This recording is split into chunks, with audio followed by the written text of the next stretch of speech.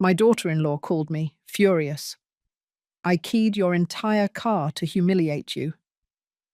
I thought insanity had finally taken a hold of her, but I replied, Darling, I sold that car months ago. It belongs to a police colonel now. And in that instant, she was speechless. The phone rang at 3 in the afternoon on a Tuesday I will never forget. It was Danielle, my daughter-in-law, and from the first second, I knew something terrible had happened, or was about to happen. Mother-in-law, she screamed in a voice dripping with pure venom. I hope you're happy with your miserable life because I just keyed your entire car. My heart stopped for a second, not because of the car, but because it confirmed just how far her madness had gone. Yes, you heard me right, she continued, her laugh hysterical, sick. I took the keys you left at the house, found your precious silver Nissan in the supermarket parking lot, and ran my keys all over it. Hood, doors, trunk. Everything is destroyed, covered in deep scratches. Now everyone will see what kind of woman you are, a ruined old lady with a ruined car. I took a deep breath, a very deep breath, because what I was about to say would change everything. Danielle, my dear daughter-in-law, my voice came out calm, almost sweet. I have to tell you something important. What? She spat. Are you going to cry? Beg me for forgiveness for being so nosy? No, my love. It's just that I sold that car 3 months ago. Silence. A silence so heavy I could hear my own heart beating. What? What did you say? All the fury was gone from her voice. Now it sounded small, scared. I sold it in July, Danielle, to a very kind man, a good person. His name is Henry Morgan. Do you know who Henry Morgan is? No. He's a retired colonel from the state police, 35 years of service. He lives 2 blocks from here. And believe me, my love, when I tell you that police colonels don't take kindly to people destroying their property. The scream Danielle let out was one of pure terror. No, no, no, no, you told me it was your car. You lied to me. I never told you anything, Danielle. You assumed, just like you've assumed so many things about me, about my life, about my house. I paused. And now, my dear daughter-in-law, you're going to assume the consequences. Mother-in-law, please, you have to help me.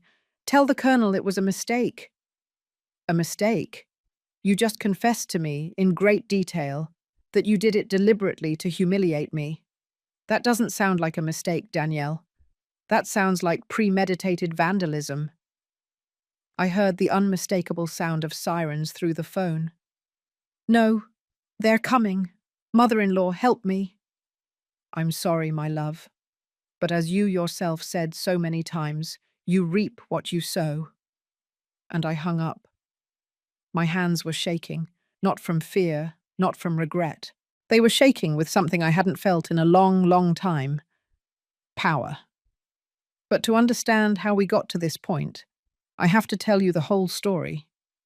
3.5 years ago, my son Robert came home with his eyes shining with excitement. Mum, I met someone special. Robert is my only son, my treasure. Ever since I lost my husband 8 years ago in that horrible accident, Robert and I became inseparable. He took care of me, I took care of him. We had dinner together every Sunday, watched movies, told each other about our days. He was my entire world. Then came Danielle Collins. The first time I saw her, I understood why my son was in love. She was beautiful, long caramel-colored hair, green eyes, a perfect smile. She worked as a public relations specialist at a marketing agency. She came from a good family, so she said. Her dad owned an import business. Mrs. Miller, she said with a sweet voice during that first dinner, Robert has told me so much about you. He says you're the best mum in the world. I melted. What mother wouldn't? The first few months were wonderful. Danielle would come to the house, help me cook, bring me flowers, and affectionately call me Mama Trish. We made plans for the wedding, for the future, for grandchildren. I was happy. My son had found love. What a fool I was. The wedding was 3 years ago in December. A beautiful ceremony at the Rosewood Event Garden, 150 guests. Danielle's imported dress cost $2,000. The full catering was $5,000. Live music was $1,500. Decorations, another $1,000. Robert had saved $10,000. I put in the remaining $25,000. Mum, you don't have to do this, Robert told me, with tears in his eyes. My love, it's your wedding. You only get married once. I want it to be perfect. I took that money from my life savings. 35 years working as an elementary school teacher. Every dollar counted, every dollar earned through hard work. But it was for my son's happiness. It was worth it. Or was it? The first red flag came during the honeymoon. They went to Hawaii for 2 weeks. When they returned, they came over for dinner, as we always did on Sundays. Danielle looked around my living room with a strange expression. Mama Trish, she said with a little smile, have you ever thought about remodeling? This house is so vintage. Vintage. That was the word she used to say old. The house has its charm, I replied, trying to sound casual. My husband and I bought it 40 years ago. It holds a lot of memories. Of course, she said, but her tone, there was something in her tone. It's just that Robert and I were thinking, when we have kids, we'll need more space. Right, honey? Robert nodded but looked uncomfortable. Well, the house has 4 bedrooms, I replied. There's plenty of space. Uh-huh, Danielle bit her lip. But 4 bedrooms for 5 people, you, us, and the kids. It's a bit tight, isn't it? 5 people. She was already planning to live in my house. Danielle, Robert, I said calmly. You have your own apartment. It's comfortable. It's in a good area. It's just that it's a bit far from my job, Danielle interrupted, and the traffic is horrible. Robert gets home exhausted every day. It's only 40 minutes, Robert said. 40 minutes in the morning, 40 at night. That's more than an hour a day wasted, sweetie. Danielle touched his hand. If we lived closer to downtown, like here, we could have a better quality of life. That's when I understood. She wanted my house. We'll see, I said, closing the subject. For now, enjoy your apartment. You're newlyweds. You need your privacy. Danielle's smile froze for a microsecond, but she quickly recovered it. You're right, Mama Trish. I was just thinking about the future. The future. She was always talking about the future. Her future, in my house. The next 6 months were the beginning of my nightmare. Sunday dinners became tense. Danielle started showing up late. We just had so much work, she'd say. Or, oh, we lost track of time at my parents' house. When she did come, she spent the whole time on her phone. Danielle, are you joining us? I'd ask as I set the table. Oh, Mama Trish, I just have to answer some important emails. She wouldn't even look up. Robert started to change too. He used to call me every day. Now, 3-4 days would go by without hearing from him. Sweetheart, are you okay? You haven't called. Sorry, Mum, I've just been really busy. Busy, or does Danielle have you busy? I asked, half joking. Mum, his tone was a warning. Don't start. Don't start. Me. But I didn't say anything. I didn't want to be the toxic mother-in-law, the meddling one. Then the comments began. Mama Trish, don't you think this living room is a bit cluttered? So much antique furniture. It makes it look smaller. Mum, Why do you have so many photos on the walls? It's like a museum. Mum, that curtain is so out of style. How old is it? 20 years? Every visit brought a new comment about my house, my things, my life. One day they arrived unannounced. I was in my pajamas, watching my 3 o'clock soap opera. Surprise! Robert shouted, letting himself in with his key. Oh, honey, you should have called, I said, fixing my hair. Danielle walked in behind him, wrinkling her nose. Mum, do you have to watch the TV so loud? You can hear it from the street. I'm alone, Danielle. I'm not bothering anyone. Yes, but the neighbours. She made a vague gesture. Anyway, we came because we want to talk to you. They sat on the couch, both of them, facing me as if it were an intervention. Mum, Robert began. Danielle and I have been thinking about our future, she completed, taking his hand.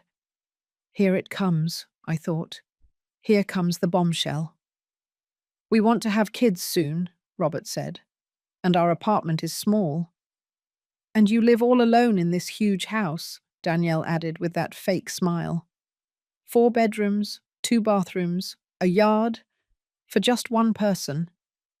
It's my house, I said, with more firmness than I felt. We know, Mum. Nobody's saying otherwise. Robert looked nervous. But we were thinking, what would you say if we moved in here? The 3 of us, well, soon to be 4 or 5 when the babies arrive. My stomach clenched. Robert, this is my house, my space. You'd be helping your son, Danielle interrupted. Don't you want your son to have a better life? Don't you want to meet your grandchildren and watch them grow up near you? The manipulation was so obvious it hurt. Of course I want to meet my grandchildren, but you two have your own home. A tiny, uncomfortable home, far from everything. Danielle raised her voice. While you have all this wasted space. Danielle, I warned, this is my house. I bought it with my husband. I raised my son here. It's not wasted space. It's my life. Mum, nobody's kicking you out, Robert said quickly. We just thought we could share. Share? Share my house?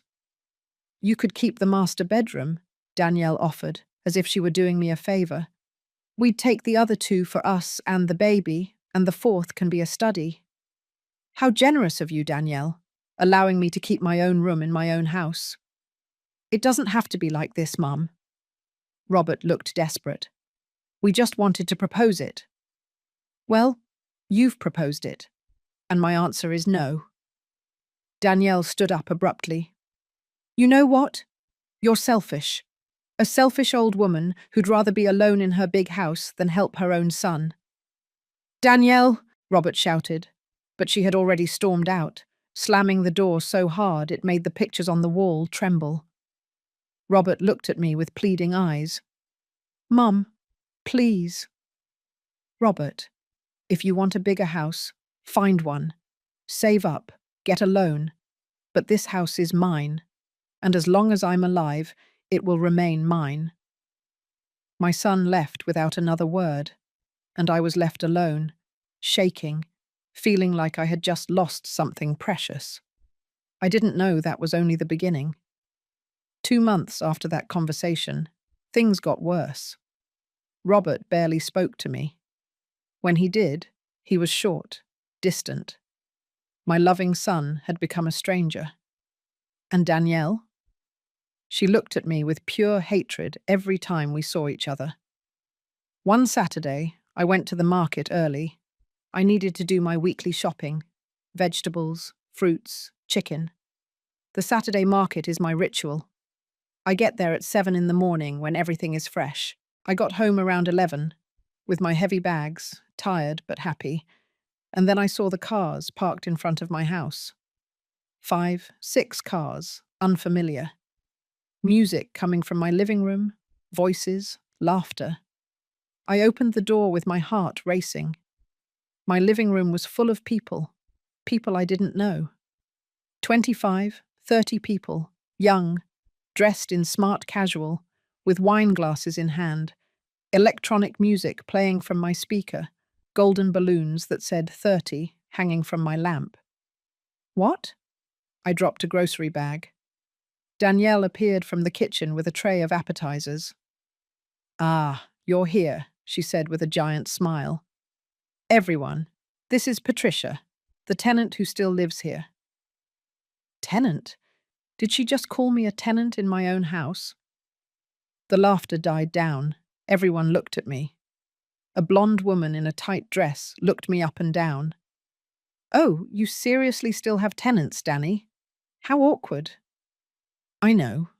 Danielle put on a pained expression. But it's complicated. You know, older people with nowhere to go. Danielle! My voice came out trembling with pure fury. What is going on here? Oh, it's Robert's birthday. 30 years old. I organized a surprise party. She made a grand gesture. Isn't it beautiful? I hired a catering service, decorations, in my house, without telling me, without asking for my permission. Well, Robert has a key, she said, shrugging. I didn't think it would be a problem. Besides, you said this house is also Robert's, right? The perfect trap. If I complained, I'd look like the selfish mother who doesn't want to celebrate her son's birthday. Robert came out of the bathroom at that moment. Mum. He looked surprised. You didn't know? No one told me, I said, looking him straight in the eye. No one asked for my permission to invade my house. It's not an invasion, Mom, it's a party. For me, your son. In my living room, with people I don't know, moving my things, using my kitchen. Oh, lady, don't be so dramatic, one of Danielle's friends, the blonde in the dress, chimed in. It's just a party, a few hours. The house isn't going to fall down. The nervous giggles of the guests burned me like acid. Excuse me, I said with all the dignity I could muster. I need to put my groceries away.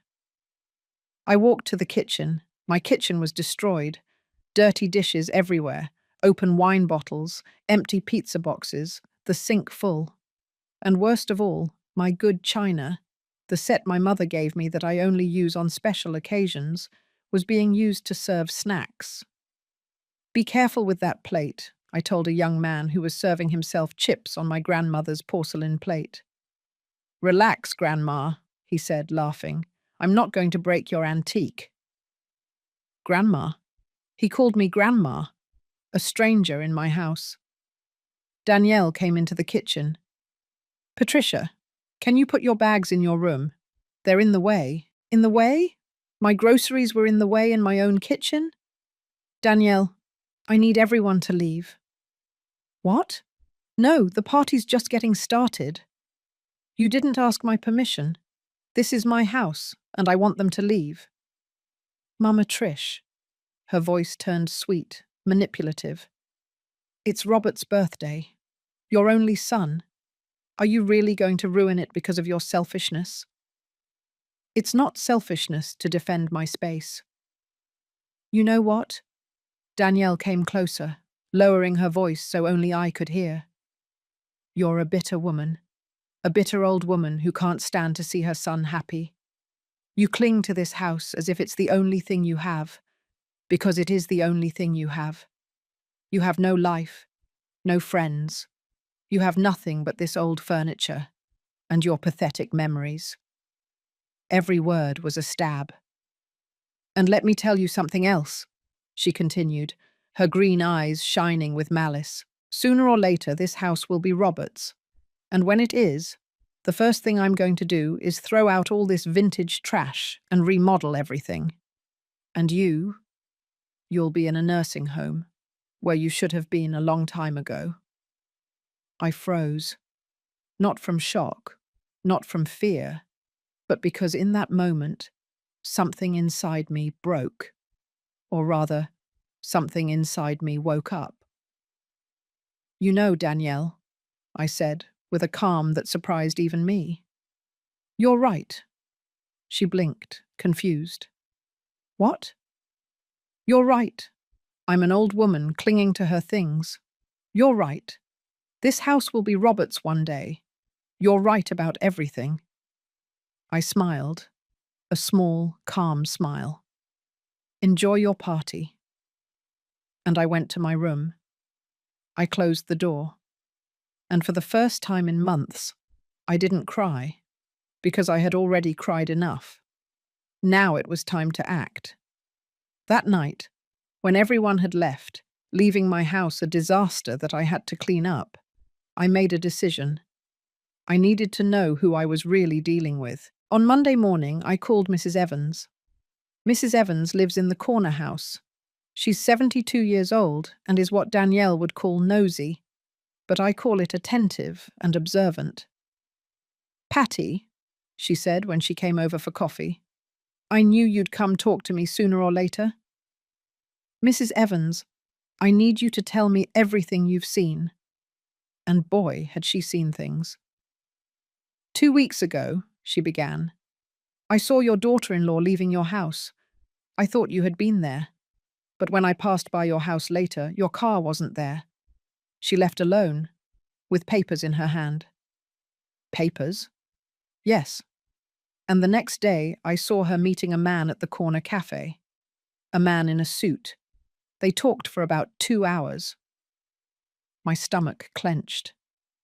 What did the man look like? In his 50s, grey suit, briefcase? He looked like a lawyer. A lawyer? Mrs. Evans, have you seen her do anything else strange? Well, she hesitated.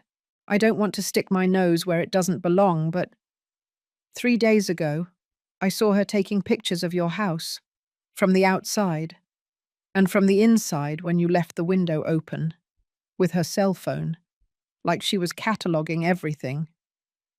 Cataloguing. My hands trembled around the coffee cup. Mrs. Evans, would you do me a favor? If you see her doing anything strange again, will you let me know? Of course, Patty. I know that girl is up to something. When Mrs. Evans left, I called my dear friend Linda. Linda and I were teachers together for 20 years. Now she's an estate lawyer.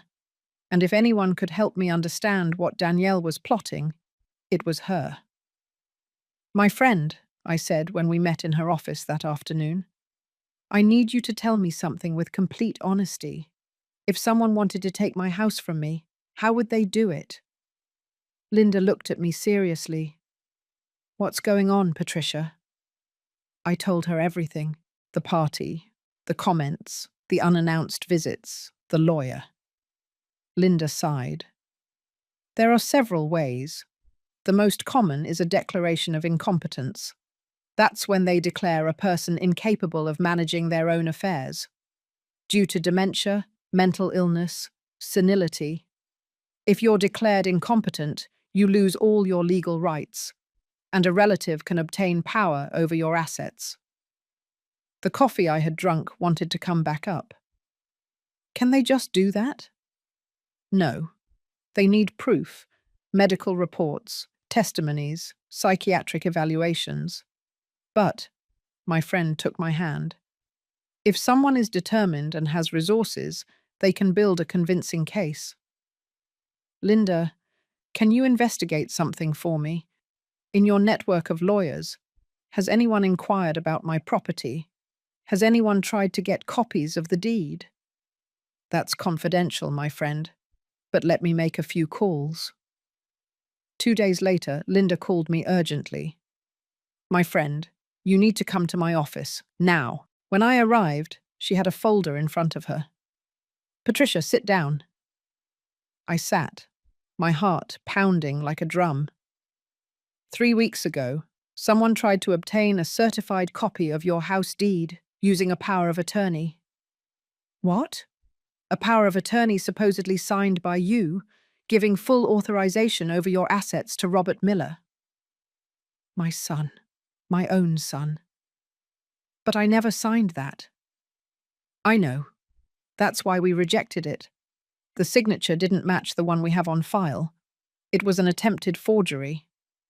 The room started to spin. Who? Who submitted that document? Linda pulled out a sheet of paper. Danielle Collins Miller, your daughter-in-law. There it was. The confirmation. The proof. Danielle didn't just want my house. She was willing to steal it. My friend, there's more. Linda took out another sheet. I did more digging. Danielle has debts, a lot of debts. Credit cards, $14,000. A personal loan, $7,500. Another loan for the car, $9,500. $31,000 in debt. She and Robert are drowning financially. Their apartment is at risk of foreclosure. And, my friend, Linda looked me directly in the eyes, your house is worth approximately $225,000, according to the current property assessment. $225,000. Enough to pay all their debts and live comfortably. It all made sense now. The rush to move in, the pressure, the manipulation. It wasn't family love. It wasn't concern for my loneliness. It was pure greed. Linda, what do I do? First, secure your assets. Make a clear will. Put legal locks on your property. Second, she hesitated. Second, be very careful. If they've already tried to forge your signature once, they'll try again. I didn't sleep that night because I realized something terrible. My son was married to a criminal, and she wouldn't stop until she had what she wanted. But I wouldn't stop either, because no one was going to take away the fruit of 35 years of honest work from me. Things escalated 2 weeks after my conversation with Linda. Robert showed up at my house on a Tuesday afternoon, without Danielle, alone. Mum, we need to talk. He looked tired, with dark circles under his eyes, thinner than before.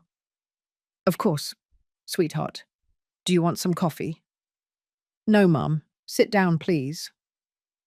We sat in the living room, he in the armchair. I sat in my usual spot, the sofa where his father and I used to watch movies.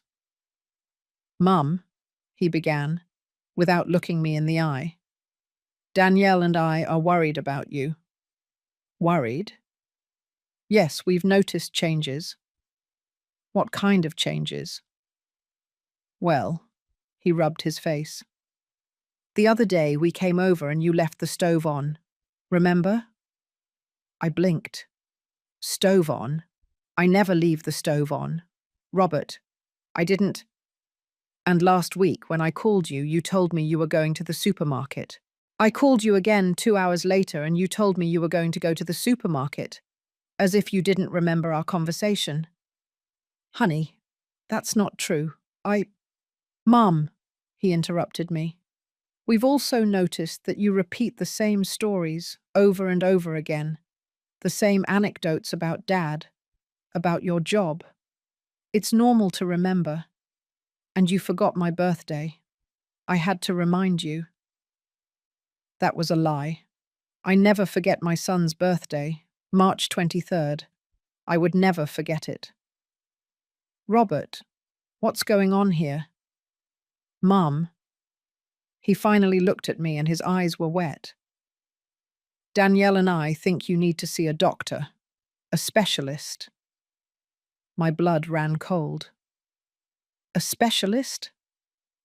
A geriatrician, to evaluate your memory, your cognition. There it was, Danielle's plan. Declare me senile, incompetent, incapable. I don't need any geriatrician, Robert. I'm perfectly fine. Mum, what you're saying confirms the problem. People with cognitive decline don't realize their own decline. Memorized words. Robert, I said with all the calm I could muster. Look me in the eyes. He did, uncomfortably. Do you really think I'm losing my mind? You? My son, who has known me for 30 years? Mum, it's just that Or is it Danielle who's putting these ideas in your head? Not everything is Danielle's fault, he exploded. Why is everything always her fault? She just wants to help. Help? By calling me a tenant in my own house. By throwing parties without my permission. By telling me I should be in a nursing home. She never said that. She did, Robert. In my kitchen on your birthday. She said it right to my face. You're exaggerating, Mum. Misinterpreting things. See? That's also a sign of... Of what, Robert? Of dementia? Is that what you're going to say? He fell silent. Look, Mum, we already made an appointment. With Dr. Mendoza. He's the best geriatrician in the city. Very prestigious. I'm not going. Mum, I said I'm not going. I don't need any doctor to evaluate me because I'm not sick. If you're not sick, then there's no problem with getting evaluated, right? The perfect trap. If I refused, I'd confirm I had something to hide. If I went, I'd be putting myself in their hands. Robert, listen to me carefully. I raised you, I fed you, I clothed you, I educated you, I paid for your college, I supported you in every decision. And now you do this to me. Mum, I'm doing it because I love you, because I'm worried about you. No, you're doing it because your wife is manipulating you, because she wants this house, because you have debts, and you see my property as the solution to your problems. Robert turned pale. How do you know that? So it's true? You have debts? Everyone has debts, Mum.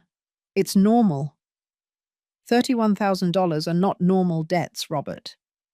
Are you investigating us? I'm protecting myself. What's the difference? Robert stood up, furious. You know what? Danielle was right. You're paranoid. You see conspiracies where there are none. You've become a bitter, distrustful person. I've become a person who has opened her eyes. We'll see you on Thursday at 4 at Dr. Mendoza's office. I hope you go, for your own good. And he left. I sat there, shaking, but not from fear, from determination, because if they wanted to play dirty, I would play smarter. Thursday came. I decided to go to the appointment, but not alone. I called my niece Carla, my sister's daughter. Carla is a lawyer, young, smart, fierce. Auntie, this is serious, she said when I told her everything. If Dr. Mendoza is on their payroll, he can fabricate a diagnosis. That's why I need you to come with me as a witness. We arrived at the office. Robert and Danielle were already there. Mum, you came. Robert seemed relieved. Then he saw Carla. What is she doing here? I'm her legal representative, Carla said in a firm voice, and I have the right to be present during any medical evaluation. Danielle turned pale. That's not necessary. It's absolutely necessary, Carla interrupted. In fact, I insist. The consultation was a farce. Dr. Mendoza, a man in his 50s with the smile of a used car salesman, asked me basic questions. What day is it today? Thursday, September 15th. Who is the president? I answered correctly. Can you subtract by sevens starting from 100? 93, 86, 79, 72, 65. All perfect. But then the trick questions started. Mrs. Miller, do you feel lonely in your house? Sometimes. It's natural after losing my husband. Have you thought about selling the property, moving to a smaller, more manageable place? There it was, the hidden agenda. No, my house is perfectly manageable, but a large property requires maintenance, expenses, at your age. Doctor, Carla interrupted, are these questions part of a standard cognitive evaluation? The doctor shifted uncomfortably. I am assessing the patient's ability to make decisions about her life. She has just demonstrated perfect memory, temporal and spatial orientation, and mathematical ability. What exactly is your medical concern? Well, the family reports episodes of confusion. What episodes specifically? Danielle chimed in. She left the stove on. She forgot conversations. She repeats stories. Did you witness these events directly? Carla asked. Well, Robert told me. Then it's hearsay, not medical evidence. Dr. Mendoza closed his notebook. Look, based on this evaluation, I don't see any obvious signs of cognitive impairment. However, what? I pressed. I would recommend a more in-depth evaluation, an MRI, full neuropsychological tests. This could take several weeks. And in the meantime, Danielle asked eagerly, while we wait for the results? In the meantime, it would be prudent for Mrs. Miller to consider signing a durable power of attorney, just as a precaution, so that if she were to need help, she would already have everything in order.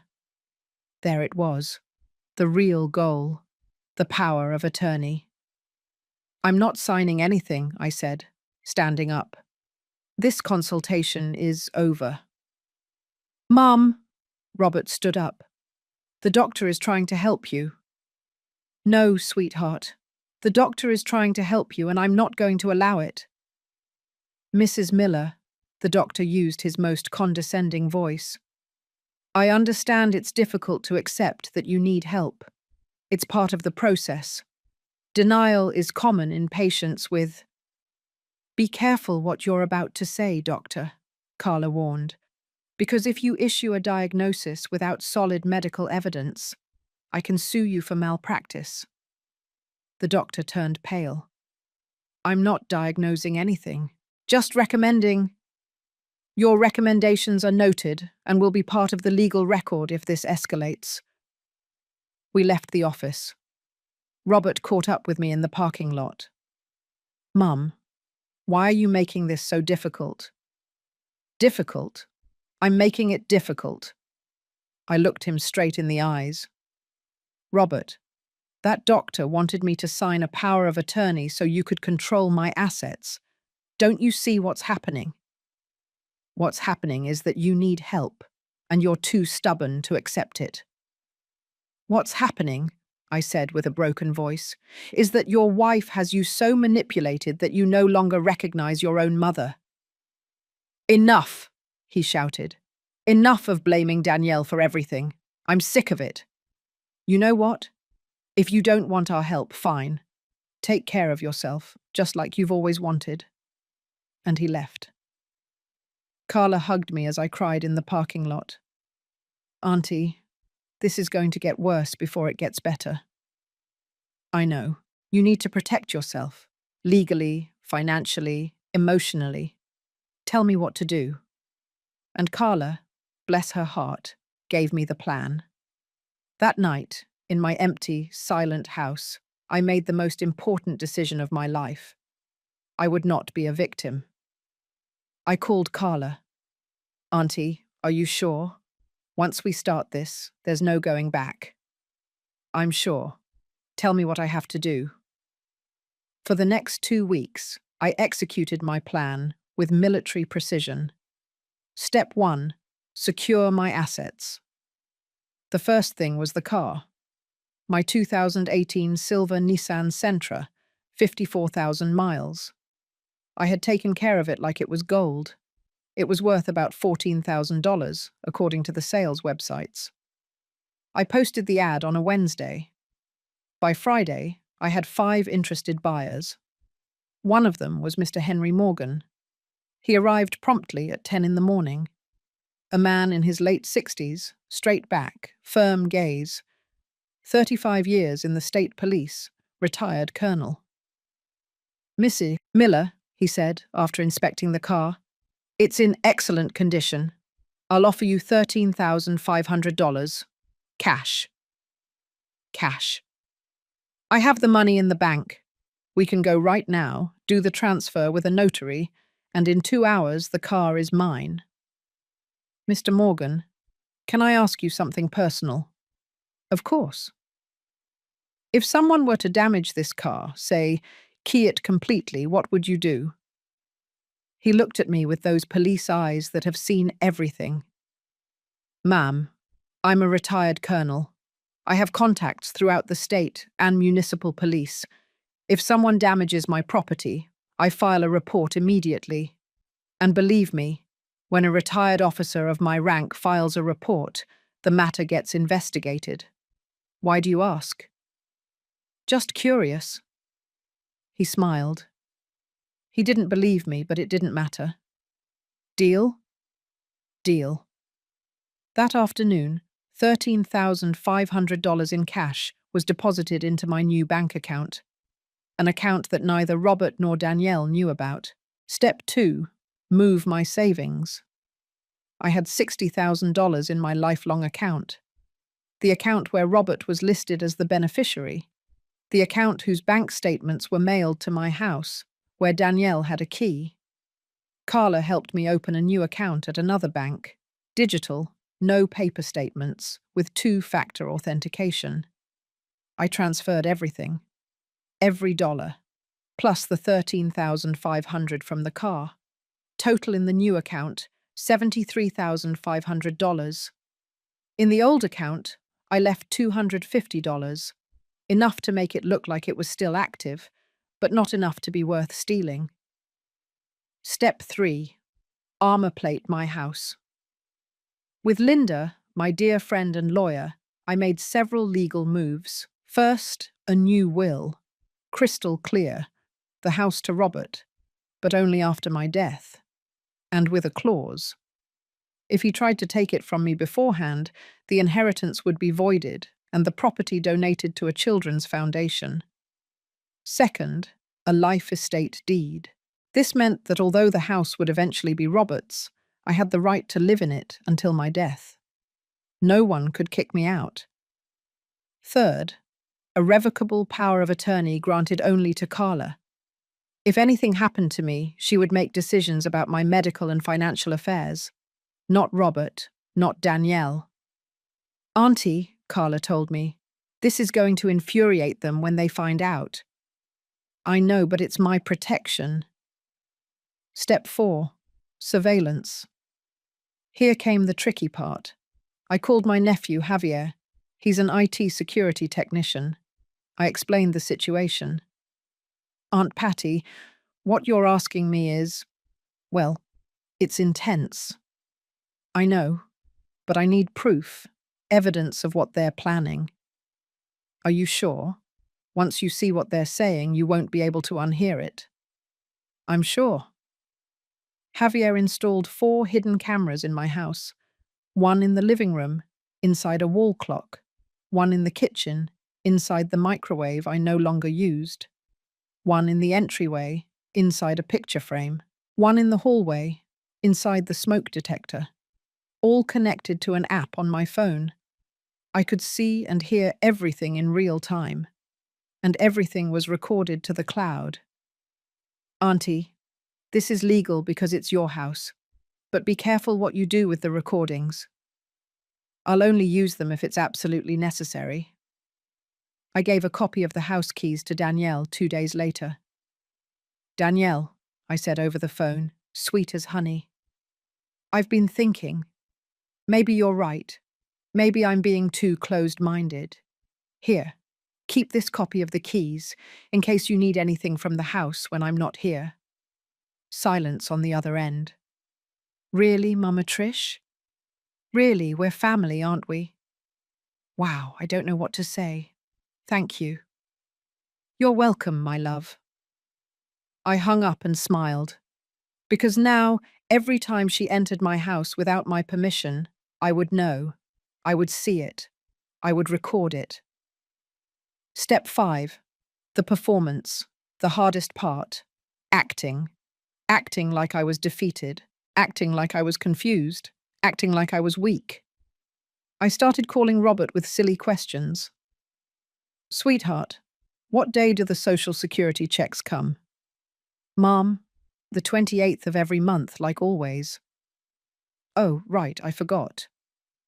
I hadn't forgotten, but I needed him to believe I had. I asked for help with simple things. Robert, can you come help me with the washing machine? I don't understand the new buttons. It was the same 5-year-old washing machine. I knew perfectly well how to use it. I started repeating stories at dinner.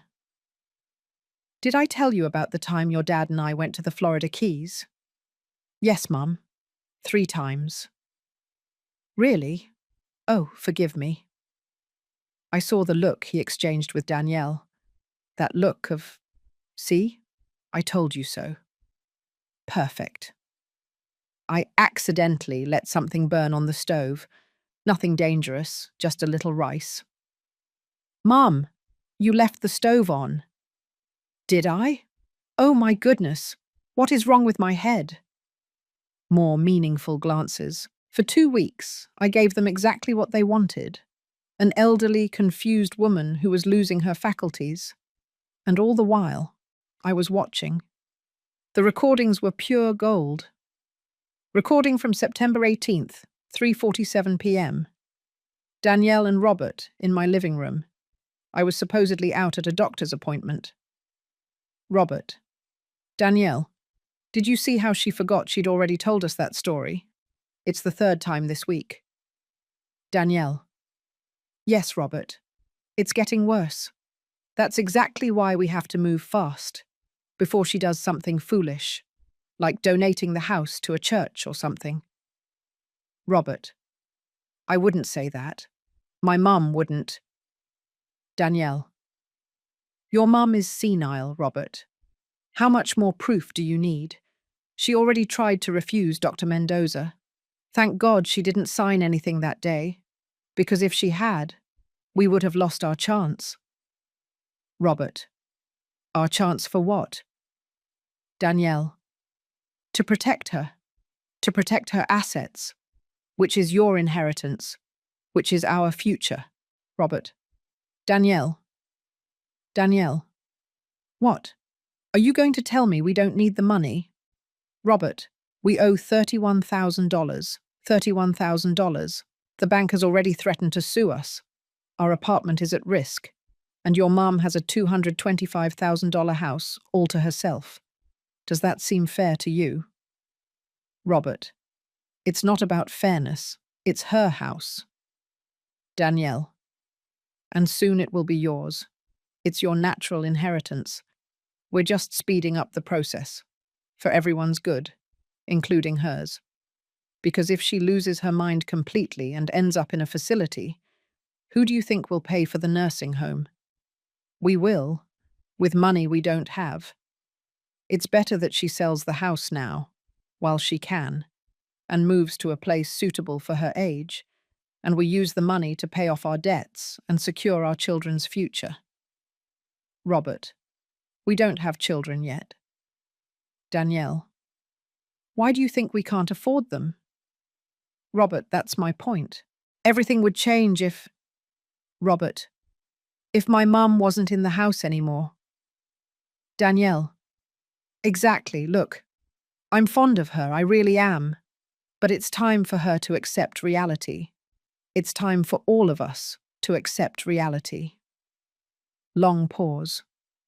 Robert. What are you proposing? Danielle. Dr. Mendoza can do a more aggressive evaluation. With the right results, we can petition for incompetence, get full legal power, and then decide what's best for her. Medicaid covers decent nursing homes. She would be well cared for. Robert. And us? Danielle. And we get the house. It's your inheritance, my love. We're just claiming it a little early. When I saw that recording, I cried. Not from sadness, from fury, but also from relief. Because now I had proof. Proof of the manipulation. Proof of the conspiracy. Proof of everything. And I was ready for the next step. Step 6. The final key. I contacted Mr. Morgan, the colonel who bought my car. Mr. Morgan, I need to ask you a very big favor. Tell me, yeah, Mrs. Miller. I told him everything. The situation with my daughter-in-law, the manipulation, and my plan. You bought that car from me 2 weeks ago, I said. But Danielle doesn't know that. She still thinks it's mine, and I have reason to believe she's going to do something about it. Mr. Morgan listened intently. What do you need from me? That when she damages the car, you file a full police report with the full weight of your position. Make her face the consequences. Ma'am, he said with a predator's smile, it will be a pleasure. There's one more thing. I need her to confess, to say exactly why she did it, and I need to record it. Are you planning to provoke her? Yes.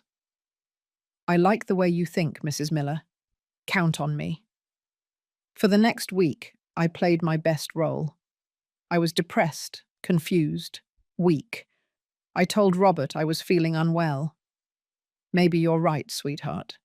Maybe I do need help. His eyes lit up. Really, Mum? Really, I'm tired of fighting. I'm tired of everything. I told Danielle I was considering her suggestions about moving to a smaller, more manageable place. Oh, Mama Trish, I'm so glad you're coming to your senses. And then, on Thursday, September 22nd, I left the keys to my car on the kitchen table, where Danielle could see them, and I left the house. But I didn't go far. I parked 2 blocks away, with a view of the supermarket parking lot where Mr. Morgan had left the car. And I waited. At 3:15 p.m., I saw Danielle's car arrive. I saw her park far from the Nissan. I saw her walk towards it, looking around to make sure no one was watching. I saw her take out her keys. And I saw her key the entire car. Hood, doors, trunk, viciously, with rage, with a smile on her face. I took pictures of everything with my cell phone. When she finished, I saw her go back to her car and drive away, laughing. I waited 5 minutes. Then I called Mr. Morgan. It's done. Excellent. I'm on my way. With patrol cars. And then I dialed Danielle's number. And the conversation that would change everything began. The phone rang 3 times before she answered. Hello? Her voice sounded cheerful, satisfied. Danielle, it's me. Oh, Mama Trish, what's up? Are you done with the doctor? I didn't go to the doctor, Danielle. Pause. No? Why not?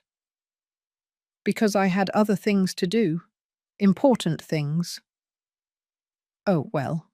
So what do you need? I don't need anything, my love. I was just calling to tell you about something funny that just happened. What's that? Her voice now had a hint of caution. Well, you see, Colonel Henry Morgan just called me. You remember him, right? The gentleman who bought my car 2 months ago. Absolute silence. Danielle, are you still there? What did you say? Colonel Morgan, the owner of the silver Nissan. But that's your car. It was my car, my love. I sold it in July. Didn't I tell you? No, you didn't tell me. Her voice was starting to tremble. Oh, that's strange. I thought I had. Well, the thing is, Mr. Morgan just called me, very upset.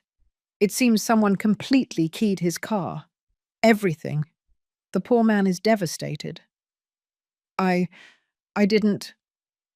And the funny thing, Danielle, is that he asked me if I knew who could have done such a thing. Because apparently someone saw the incident. One of the supermarket's security cameras caught everything. A lie. There were no cameras, but she didn't know that. Mother-in-law! The scream was pure terror. You told me it was your car. I never told you anything, Danielle. In fact, we haven't talked about the car in weeks. But the keys, you left them on the table. Ah, yes, the keys to my new house, the ones I got from the locksmith to make copies. Another lie, but a perfect one. No, no, no, no, no. Her voice rose, hysterical. This can't be happening. Danielle, did you just confess to keying the car? You set me up. A setup? My love, I didn't force you to key any car. That was your decision, your choice. I did it to humiliate you, to teach you your place, so you'd understand that you can't keep ruining my and Robert's life. Bingo. Full confession, recorded on my phone. Danielle, do you understand what you've just said? You've just confessed to premeditated vandalism. I don't care, you deserve it. Selfish, ruined old woman, a burden. You should be in a nursing home, you should be dead. Those last words hit me like a punch, but they didn't hurt anymore, because the mask had finally fallen completely. Wow, I said calmly. How interesting that you say that, because Mr. Morgan is at the supermarket right now with 3 patrol cars, filing a formal complaint. What? Yes, my love. Damage to private property, vandalism. And when a retired state police colonel files a complaint, the matter gets investigated very, very thoroughly. Mother-in-law, you have to help me. Help you? After what you just said? After wishing me dead? I didn't mean that. I was angry. Mother-in-law, please. In the background, I heard the sirens. Sirens getting closer to where she was. Danielle, where are you now? I'm home. I just got here. Why? At your apartment? Yes. Perfect. Because Mr. Morgan gave the police your description. A 28-year-old woman, long brown hair, blue dress, driving a red Mazda. Your red Mazda, Danielle. A scream of pure panic. No, they're here. They're knocking on my door. Then I suggest you open it. Resisting only makes things worse. Mother-in-law, I hate you. You ruined everything, everything. No, my love, you ruined everything. I just protected what's mine. Ma'am, open the door. I heard the authoritative voice of a police officer in the background. Just a moment, Danielle shouted. Then to me, in a pleading voice, Mama Trish, please, talk to them. Tell them it was a mistake, that I thought it was your car, that it was a misunderstanding. Please. Danielle, how many times did you ask me to leave my own house? I never. How many times did you humiliate me, called me an old woman, treated me like trash? How many times did you plan to rob me, to declare me senile, to put me in a home? Silence. I know everything, Danielle. Everything. I have recordings. I have proof. I know about the debts. I know about the attempt to forge my signature. I know about your conversations with Robert, planning how to take my house. You're lying. September 18th, 3:47 in the afternoon. My living room. You and Robert. Direct quote. It's your inheritance, my love. We're just claiming it a little early. Should I continue? The silence was devastating. How? Because I'm not the senile old woman you thought I was. Because you underestimated the wrong person. Open the door now, or we're breaking it down. The police officer's shout was louder now. I have to go, I said calmly. The officers are waiting for you. Oh, and Danielle, one more thing. What? Her voice was barely a defeated whisper. The car you keyed is worth $14,000. The damage you did will probably cost between $2,500 and $3,000 to repair. That's a felony, not a simple misdemeanor. A felony, with possible jail time. No, it can't be. And Mr. Morgan isn't just any man. He's a retired colonel with contacts all over the state police. He's not going to let this go unpunished. Mama Trish, please. I'm sorry, Danielle, but as you told me so many times, you reap what you sow. And I hung up. My hands were shaking violently. My heart was beating so hard I could hear it in my ears. But for the first time in months, I felt powerful. I felt free. I drove straight home. I needed to be in my space, on my territory. When I arrived, I poured myself a glass of water and sat in my favorite armchair. The phone started to ring. Robert. 1 call, 2, 3, 4. I didn't answer. Then the texts came. Robert. Mum, what did you do? Robert. The police arrested Danielle. Robert. They say she keyed a car. Robert. Your car? Robert. Mum, answer me. Robert. Why did you do this to her? Robert. She's your daughter-in-law. She's my wife. Robert. What kind of person are you? I read every message, and I didn't reply to any of them, because I didn't have to explain myself anymore. I didn't have to justify myself anymore. I didn't have to be the good one to please anyone anymore. At 6 in the evening, someone pounded furiously on my door. Bang!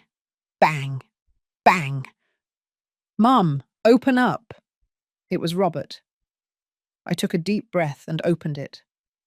My son was a wreck. Red eyes, a distorted face, messy hair. How could you? He yelled before I could say anything. How could you have Danielle arrested? I didn't have her arrested. She committed a crime. A crime? She keyed a car because she thought it was yours. Exactly. She keyed it because she wanted to humiliate me, because she wanted to hurt me. Those were her own words. She was angry. People say things when they're angry. And people face consequences when they do illegal things, Robert. It was a car. It can be fixed. It's not my car. It's Colonel Henry Morgan's car, and he has every right to press charges. You planned this.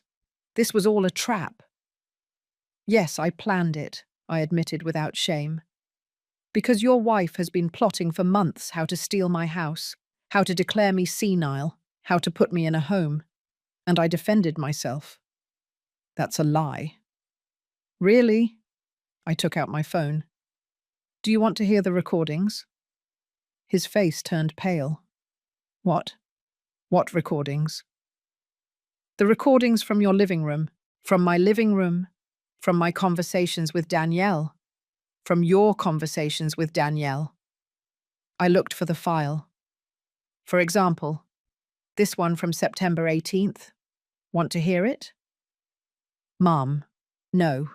I pressed play. Danielle's voice came out clearly from the speaker. It's your inheritance, my love. We're just claiming it a little early. Your mum is senile, Robert. We're just speeding up the process. I saw my son crumble, saw reality hit him like a train. I didn't want... You didn't want what, Robert? You didn't want to rob me. You didn't want to put me in a home. You didn't want to take my house. It wasn't like that. Danielle said it was for your own good, that you needed help, that we were helping you. And you believed her. Your own mother who raised you, who fed you, who paid for your education. You believed her instead of me. She's my wife. And I'm your mother. The silence was deafening. Robert, I said more softly, I have all the proof. The recordings, the documents from the forgery attempt, the reports of their debts, everything. And not just Danielle's, yours too. Mine? You knew about the debts. You took Danielle to the lawyer to try to get copies of my deed. You were in the conversation where they planned my commitment. Mum, I just...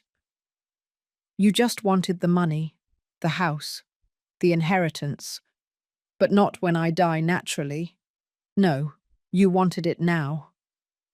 Robert collapsed onto the sofa, crying. I don't know what happened to me. I don't know how we got to this point. I do.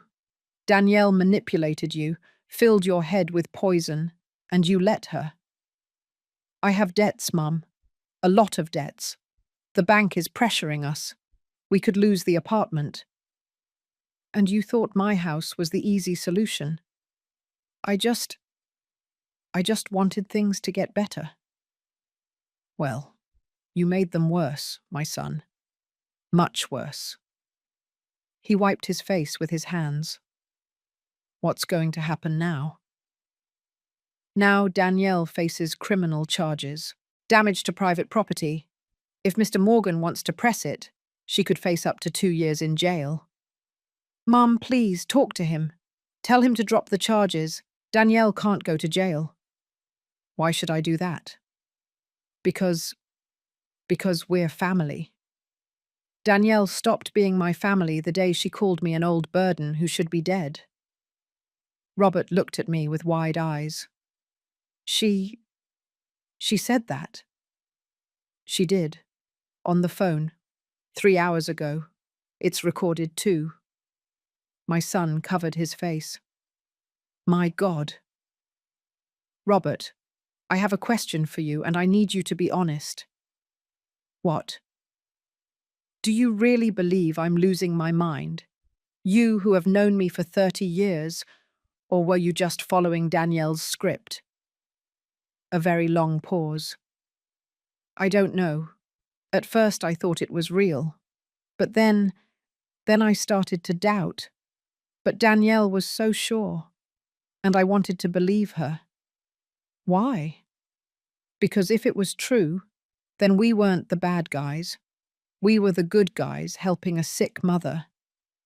But it wasn't true. No, it wasn't true, he cried. Mom, I'm sorry. I'm so sorry. I know. Can you forgive me? That question shattered me. Because I wanted to say yes.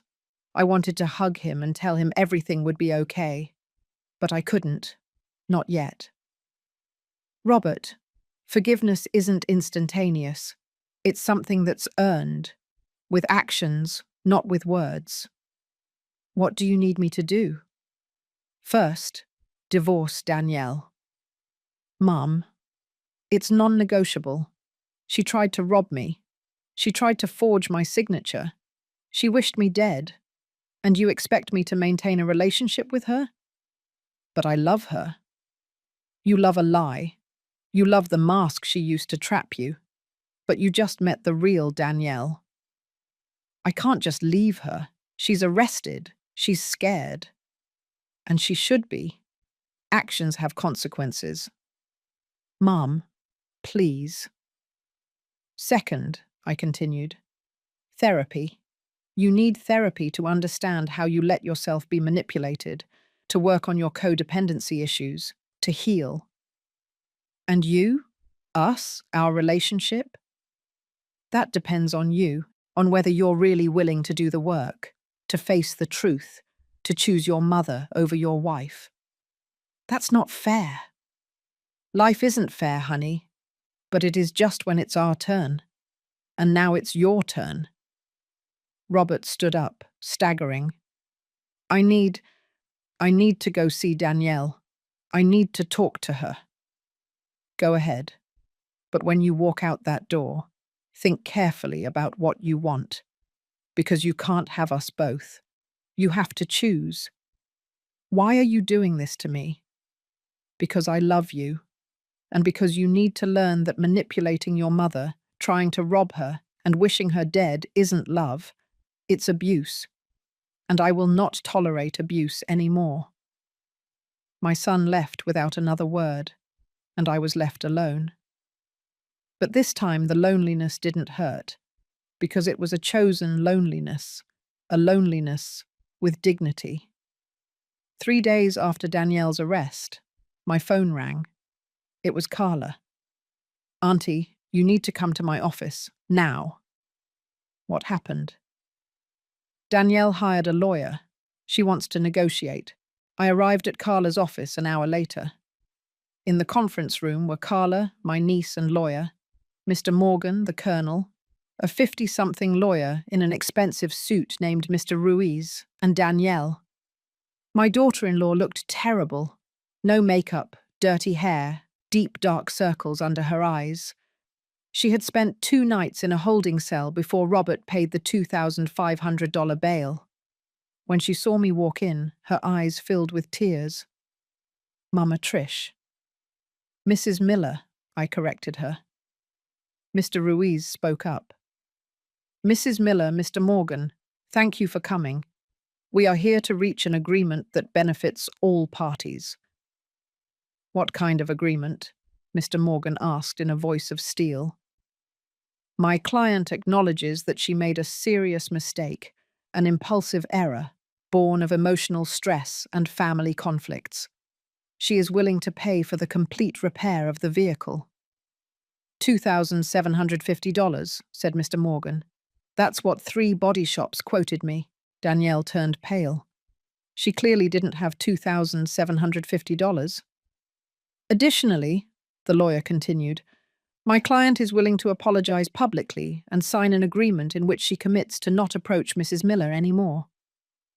Is that all? Carla asked sarcastically.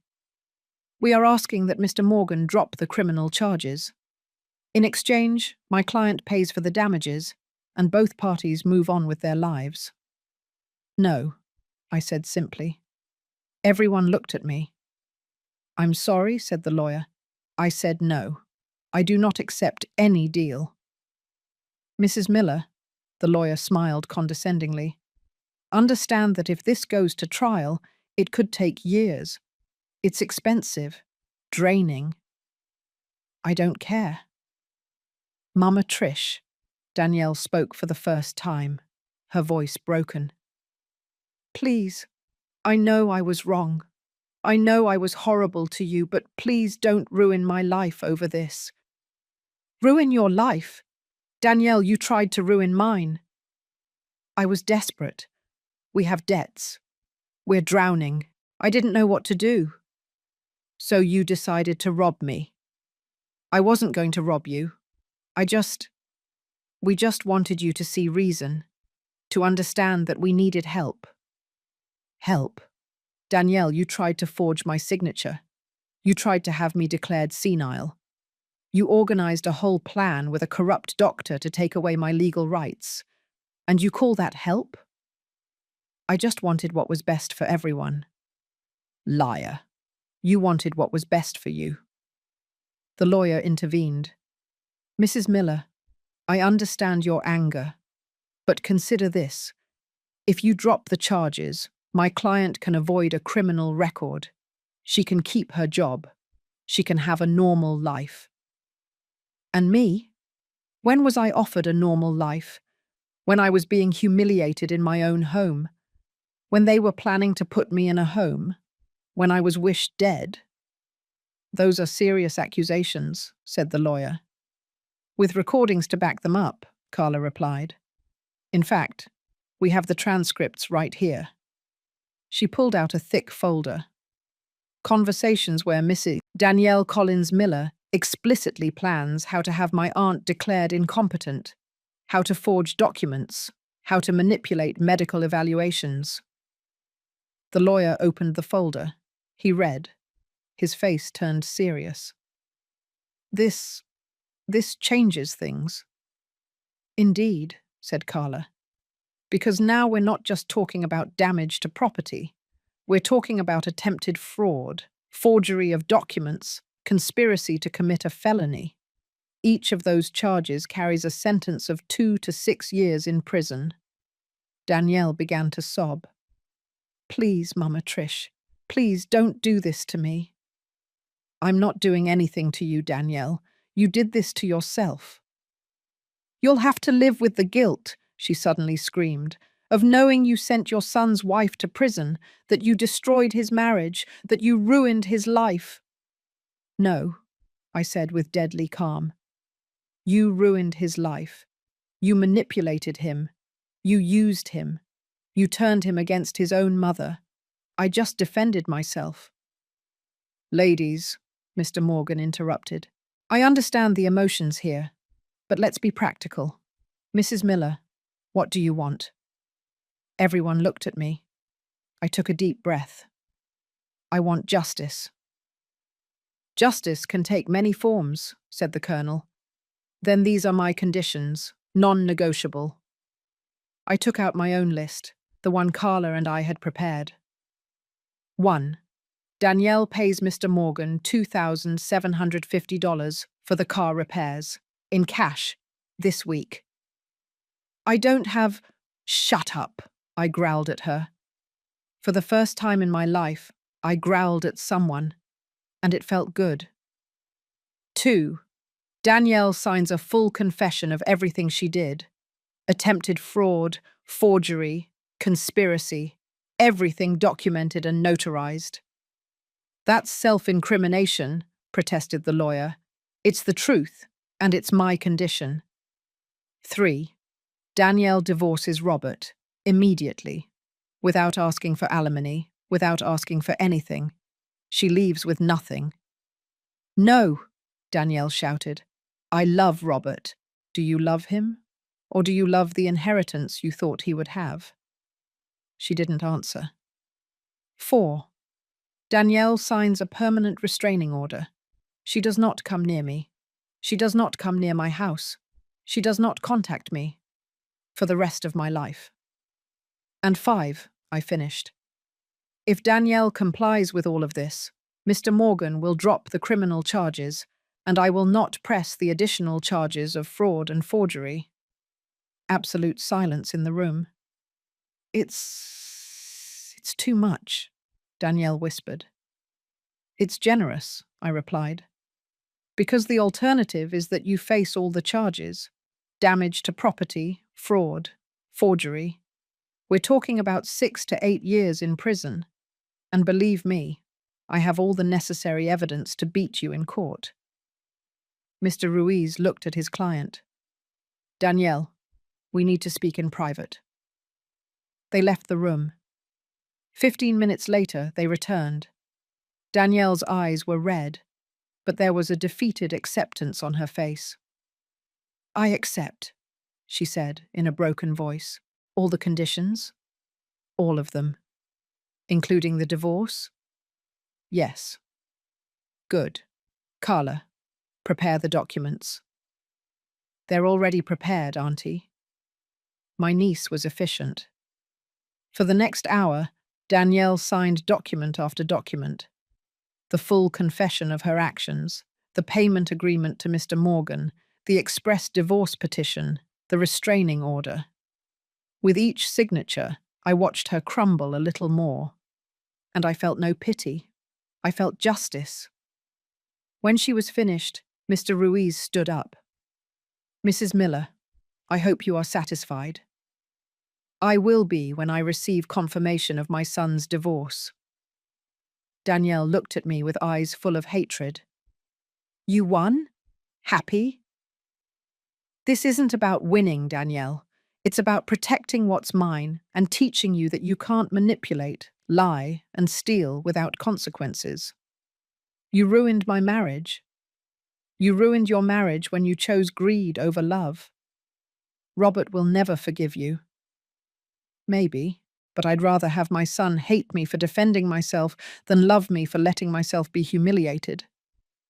Danielle left the office, followed by her lawyer, and I remained seated, shaking. Mr. Morgan placed a hand on my shoulder. "Mrs. Miller, you did the right thing." "Then why do I feel so empty?"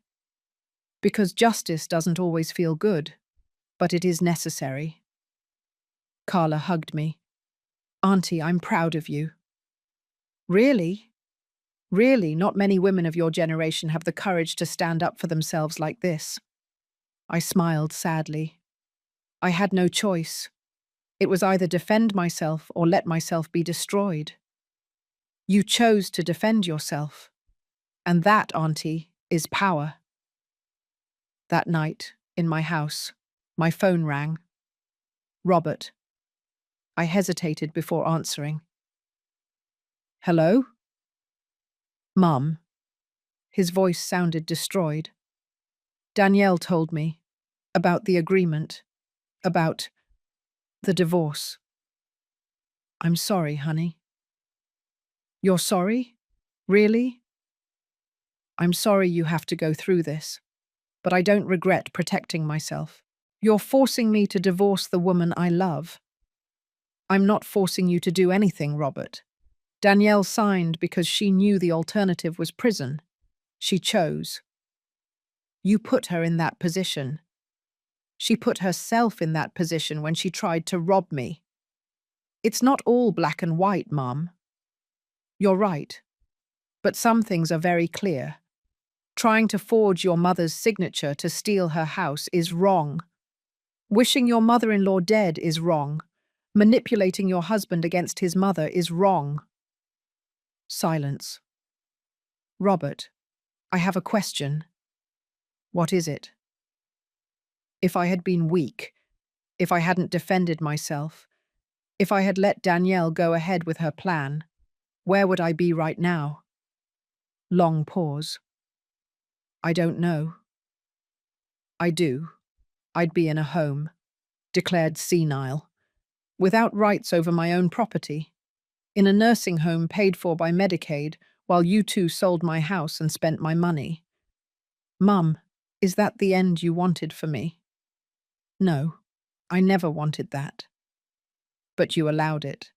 You participated. You took Danielle to lawyers. You were at the meetings with Dr. Mendoza. You knew what they were doing and you let it happen. I thought it was for your own good. No, honey. You thought it was for your own good. For your debts. For your future. For your comfort. I heard him cry on the other end of the line. I don't know who I am without her. Then this is your moment to find out. To find yourself. The Robert I raised, not the one Danielle created. Is there still a place for me in your life?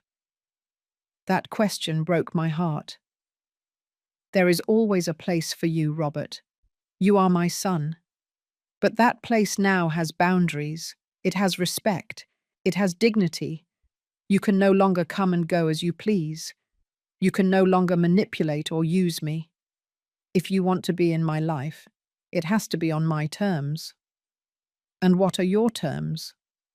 Honesty, respect, therapy, time, and above all, choosing me. Not all the time, but when it matters, choosing me. I don't know if I can, then you have a decision to make. Mum, I love you. Robert, I will always love you, but I will no longer destroy myself to love you. And I hung up. I cried that night. I cried for my son. I cried for the broken marriage. I cried for the shattered family. But I also cried with relief, because finally, I was free. 2 months later, I am sitting in my garden, drinking coffee from my favorite mug, the one my husband gave me 20 years ago.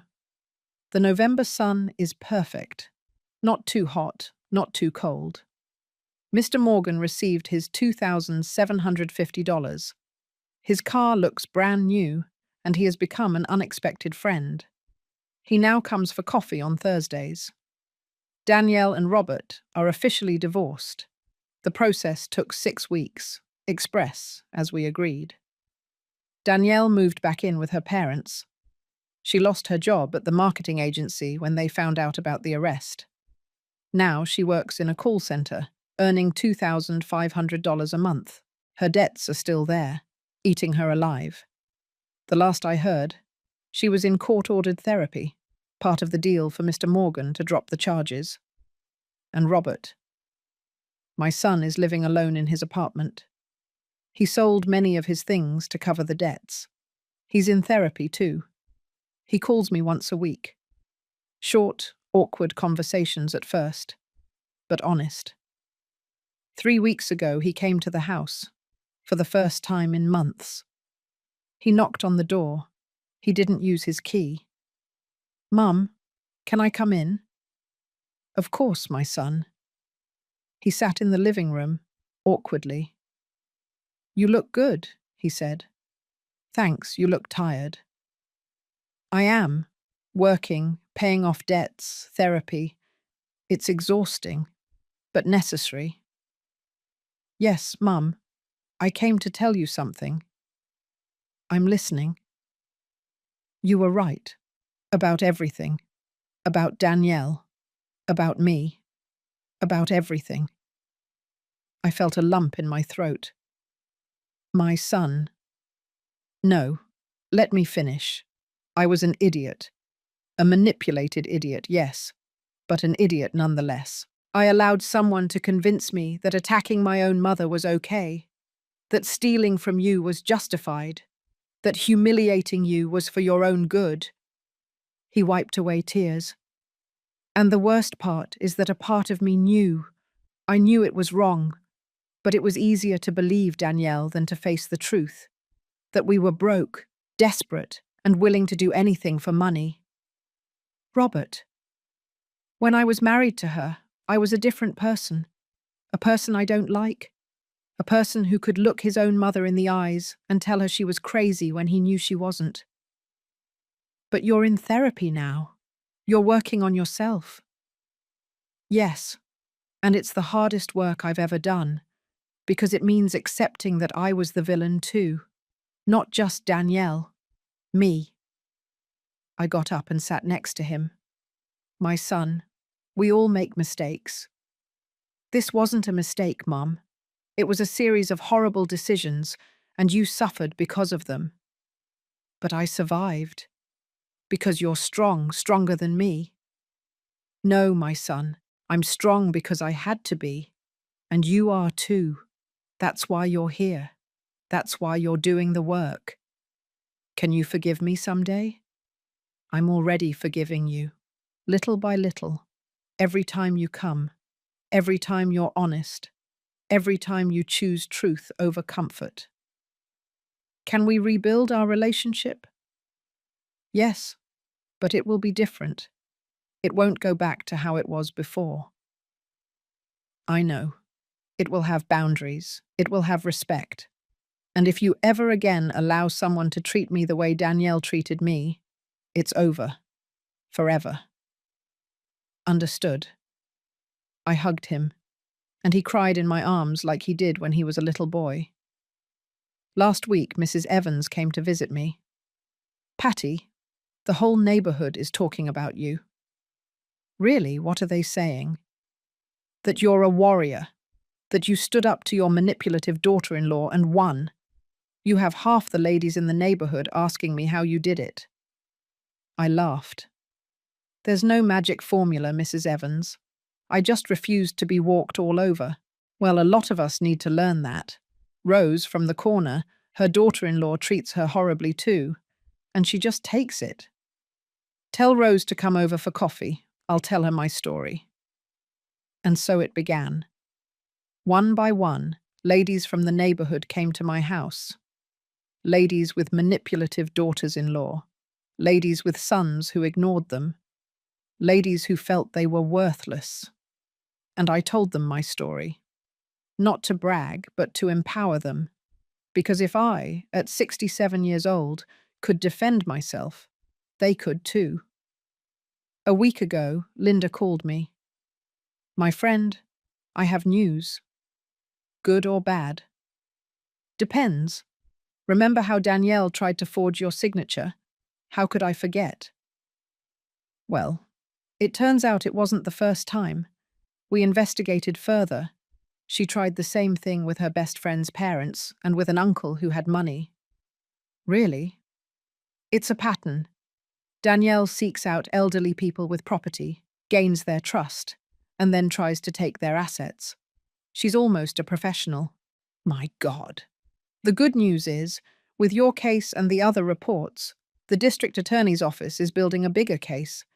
She could face serious charges even if you drop yours. And what does that mean? It means that even though you forgave her, justice has not. There are other victims, and this time she's not going to get away with it.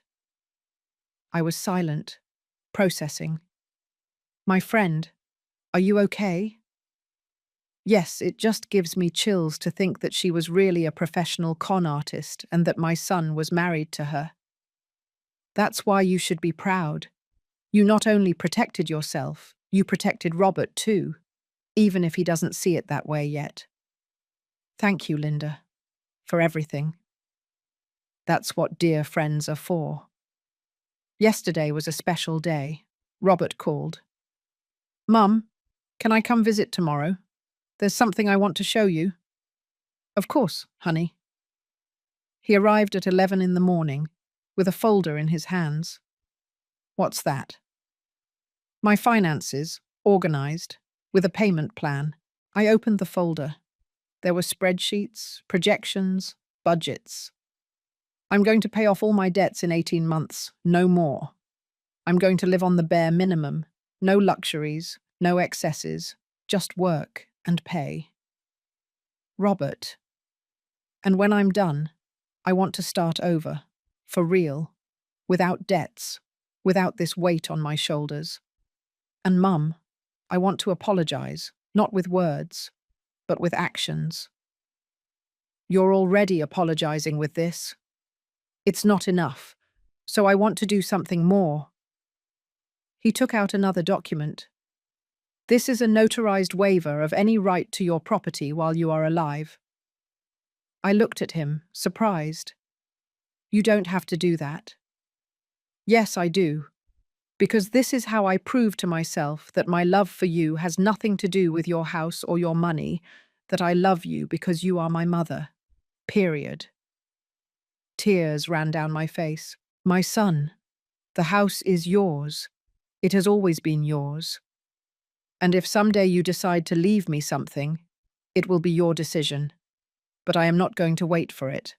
I am not going to chase it. I am not going to manipulate you for it. Ever again. I hugged him tightly. I am so proud of you. Really, really, this is courage. This is growth. I have a very good therapist, he smiled shyly. Well, then keep going. We laughed. For the first time in months, we laughed together. Mum, do you think we can ever have Sunday dinners together again like before? Yes, but under new rules. What are they? Honesty, respect, and no toxic people at my table. If you ever have a partner again, that person has to earn their place here. It's not automatic. Understood. And Mum, I'm going to be alone for a while. A long time. I need to get to know myself before I can be with someone else. That is the wisest decision you have made in years. Today is Sunday. It's 2 in the afternoon. Robert is coming for dinner at 5. I'm making his favorite meal, pot roast, mashed potatoes, and green beans. Mr. Morgan is coming too, and Mrs. Evans, and Carla with her husband. A family dinner, but this time, on my terms. With people who respect me, with people who value me, with people who chose to be here. As I cook, I think about everything that happened.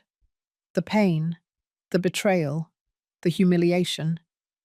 But I also think about the strength I discovered, about the woman I became. Not the submissive mother-in-law, not the mother who forgives everything, but Patricia Miller, retired teacher, owner of her house, master of her life, and no one will ever take it from me again. Robert kept his promise. He has been paying his debts religiously for 6 months. He has already paid off $15,500. He has another $15,500 to go, but he's on the right track. He got a better job. Sales manager at a tech company. He earns $5,000 a month. He lives in a smaller apartment for $1,200 a month in rent. He doesn't have a car. He uses public transport. But he's happy. Happier than I've seen him in years. We have dinner together every Sunday. Sometimes he brings dessert. Sometimes he helps with the cooking. And we talk. Really talk. like we hadn't since Danielle entered his life. Danielle now faces charges from the DA's office. 3 more victims came forward with complaints. The pattern was always the same: gaining the trust of elderly people, trying to forge documents, stealing properties. Her trial is in 2 months. Her lawyer says she will likely face 4 to 6 years in prison. Robert has had no contact with her since the divorce. Danielle tried to call him several times, but he changed his number. I have nothing to say to her, he told me, and I don't want to hear her excuses. I am fine. No, I am better than fine. I am alive. My house is still mine. My savings are safe. My dignity is intact. I started a support group for older women. We meet on Wednesdays at the neighborhood church. We talk about boundaries, respect, and how to defend ourselves from manipulative family members. We have 18 members now, 18 women who are learning that love does not mean enduring abuse, that being a good mother does not mean being weak, that we have the right to protect what is ours. Last week, a young woman came to my door. Timid little knocks. I opened it. It was a young woman about 25 years old, pretty, well-dressed. Mrs. Patricia Miller? Yes, how can I help you? My name is Andrea. I'm Danielle Collins's niece. My stomach tensed. I see. What do you need? I came to thank you. Thank me? Yes, Danielle. She also tried to swindle my grandmother. 2 years ago, my grandmother almost lost her house, but we didn't have enough proof. When you reported her and when all the other victims came forward, we were finally able to get justice for my grandmother. I was speechless. My grandmother wanted to come personally, but she's ill, so she asked me to bring you this. She handed me an envelope. Inside was a handwritten letter. Dear Patricia, we don't know each other, but we are sisters in battle. Danielle tried to steal my house from me 2 years ago. I did not have your strength. I let myself be intimidated. I signed papers I didn't understand. I almost lost everything. When I heard that you fought back, that you confronted her, that you gathered evidence, I cried with joy, because it meant that she would finally face justice. Thank you for being brave when I could not be. Thank you for protecting yourself and, without knowing it, protecting me too. You are my hero. With admiration and gratitude, Hope Roberts, 73 years old. I cried reading that letter, because I realized something important. My battle was not just for me. It was for all of us. All the older women that society wants to make invisible. All the mothers that their own children try to manipulate. All the grandmothers who deserve respect, not abuse. Last night, before going to sleep, I stood in front of the mirror in my room. I saw the woman looking back at me. Grey hair, wrinkles on her forehead, age spots on her hands. But I also saw something else. Strength in those eyes, dignity in that posture, power in that gaze. You did it, Patricia, I told myself.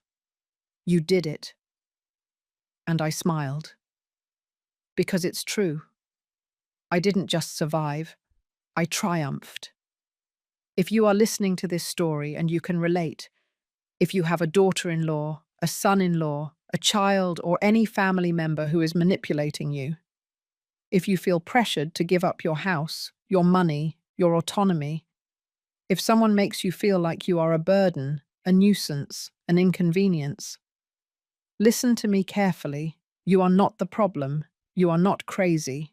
You are not selfish for protecting what is yours. You have a right to your space. You have a right to your property. You have a right to your dignity. And if anyone tries to take that from you, you have the right to defend yourself. With all your strength, with all the legal tools available, with all the courage you have inside you. Because true love does not manipulate. True love does not steal. True love does not humiliate. And you deserve to be loved for real, not for what you have, but for who you are.